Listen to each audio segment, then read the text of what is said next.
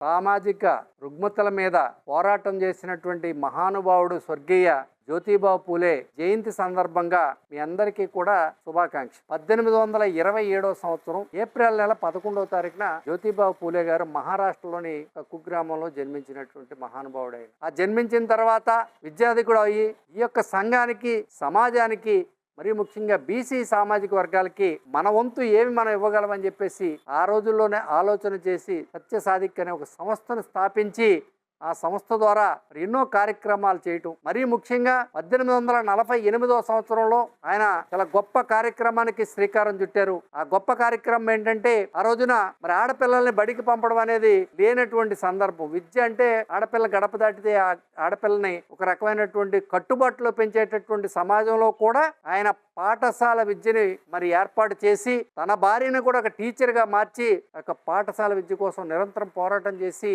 విజయం సాధించినటువంటి జ్యోతిబా పూలే గారు. అదేవిధంగా ఆయన స్థాపించినటువంటి సంస్థల ద్వారా మరి సమాజంలో జరుగుతున్నటువంటి బడుగు బలహీన వర్గాలకు జరిగేటటువంటి అన్యాయాల మీద గొంతెత్తి నినదించి వారికి న్యాయం చేయడంతో పాటు తన వంతు సాయం చేయడం కూడా ఆ రోజుల్లోనే మహాత్మా అని పిలిపించుకున్నటువంటి మహానుభావుడు స్వర్గీయ జ్యోతిబా పూలే. ఎందుకంటే 1888 సంవత్సరంలో ఆయనకి మహాత్మా అని చెప్పేసి బిరుదు ఇవ్వడం జరిగింది. అంటే గాంధీ మహాత్ముడి కంటే ముందే ఈయనకి మహాత్మా అనేటటువంటి బిరుదు వచ్చింది.